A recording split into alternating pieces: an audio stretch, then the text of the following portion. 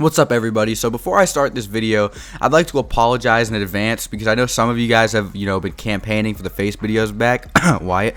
But today I'm going to be doing another one of those picture videos because I just think for videos that I'm covering multiple prospects or multiple players, I think it just makes sense to have this type of video going on because there's a lot that I have to take notes on. There's a lot that I have to read. It's a lot of looking at a script, and really it's just unentertaining to show you guys just me reading off of a script for 10 minutes. So this is what we're going to be doing today. Is we're going to be doing another one of these videos like the grading the draft one. This is how the next episode of Undrafted Free Agent Tracker will be as well, which I'll be covering 7 players. In this episode I'm covering 6. So I hope you guys are okay with that. I hope you guys can, keep trucking along and don't hate me for, having to make a video of this style. It just makes more sense to me. So today we're going to be covering the Undrafted Free Agent Tracker Episode 1, where we're going to go over 6 players that the New Orleans Saints picked up during undrafted free agency, and the other 7 are going to be coming tomorrow. I got some interesting ones in here, so make sure to stick with it, stay tuned, and watch the video all the way to the end. If you're new to the channel, go ahead and click subscribe. I'd like to thank you guys more than I possibly can for another fantastic milestone. We hit 7,000 subscribers, which I am extremely grateful for. I think I'm going to be doing a jersey giveaway every 2,000 subscribers. So we did a jersey giveaway at 6,000, and I think we're going to be doing one at 8,000 this time, and then the next one will be at 10,000, where I'll probably give away 2 or 3 jerseys, because that's a really big milestone to hit. But anyway, let's go ahead and get into this video. The first player I have on my list is Marquis Callaway, a wide receiver out of the University of Tennessee. Marquis Callaway is a wide receiver that I think was severely limited due to his situation. He played at the University of Tennessee, a school that did not regularly benefit from the deep ball because of their quarterback situation. With that being said, speed is definitely the name of the game for Callaway. He is really nothing but a premier deep threat. He's not a good short wide receiver. He's not a good medium length wide receiver. He is really a premier deep threat. This 6'2", 205-pound speedster has really perfected his ability to run deep routes, and I think that he has one of the best chances to make the roster out of this group. The Saints have missed on several wide receivers they've wanted to make an impact, but I think Marquez is exactly what we're missing. A big, speedy wide receiver with fantastic hands and an extremely great deep route ability. With all of that being said, let's check out the stats, shall we? Marquis Callaway had 635 yards for 6 touchdowns last season on only 30 receptions. My God. He also averaged a whopping 21.2 yards per reception.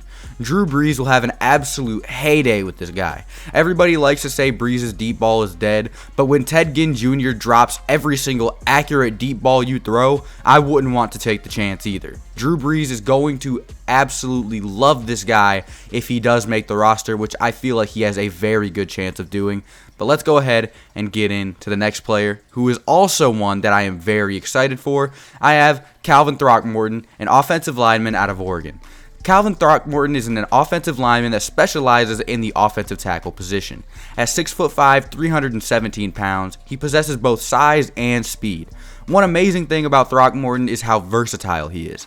He managed to play 4 out of 5 offensive line positions effectively in college, including but not limited to center, right guard, right tackle, and left tackle. He can literally play any position on the offensive line and would be the perfect 6th offensive lineman. He's graded well with a pass blocking grades above 85.0 in each of his past 3 years, and overall grades above 70 all 4 years as a starter. The dude is absolutely insane and is super reliable. He is an absolutely strong pass blocker. Over his last 3,224 snaps, which equates to 45 games, he only allowed 1 sack. That includes 1,602 in pass protection, according to the Oregon Ducks statistics. How do you go 3,224 snaps, aka 45 games, and only allow 1 sack? That is insane.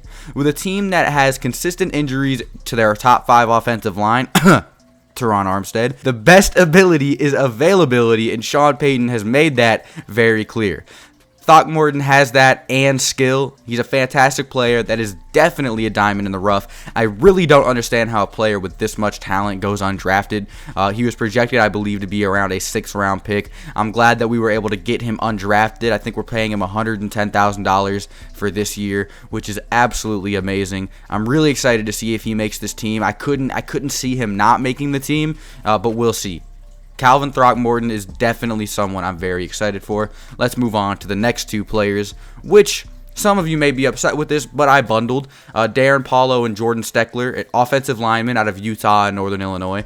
I think Darren and Jordan were both solid pickups, as you can never use too many offensive linemen, and I won't be surprised if Sean decides to include one or both of these players on this year's roster, but I won't be surprised if he doesn't as well. The O-line room is extremely crowded, but they for sure deserve a chance.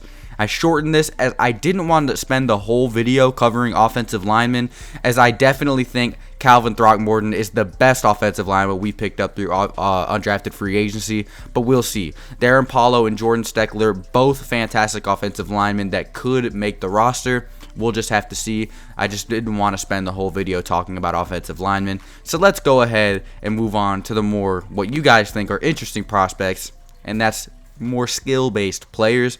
This one, we have Malcolm Roach, a defensive tackle out of Texas. I'm very, very, very excited about this. I think that it was a fantastic move for the New Orleans Saints to pick up Malcolm Roach. Malcolm Roach is a very interesting prospect. He switched positions multiple times in college, playing as a linebacker in 2016 with 33 tackles, 8 tackles for loss, and 3 sacks in 10 games.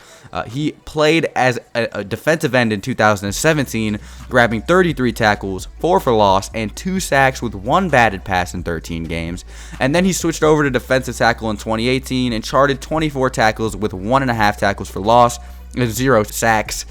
But he had his most productive collegiate year in 2019, playing at defensive tackle for 13 entire games, amassing 40 tackles, 9 for loss, with 3 sacks and a blocked kick. He is a fantastic run-stopping defensive tackle that provides amazing depth and can make moves to get to the quarterback. He ran a 4.84 40 time, and for someone that is 6'3", 290 pounds, that is extremely impressive. He can make the roster and provide fantastic depth.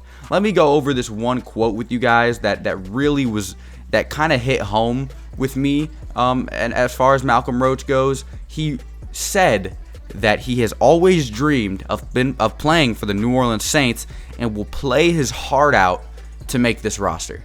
That is something that will make a player that seems like a bottom of the barrel pick or a pick that shouldn't have been drafted to begin with propel himself into a superstar. He has heart. Heart is extremely important. It's half of the game. It's great to see that Malcolm Roach ended up in his dream destination, and hopefully he can put his talent that's on paper onto the field and get himself a starting or backup job on the New Orleans Saints roster. Let's go ahead and move on to the next player. The next player I have is Tony Jones Jr., a running back out of Notre Dame. Tony Jones Jr. would almost have 100% been drafted in next year's draft, but he decided to go ahead and forego his final year of eligibility to qualify for the 2020 NFL Draft.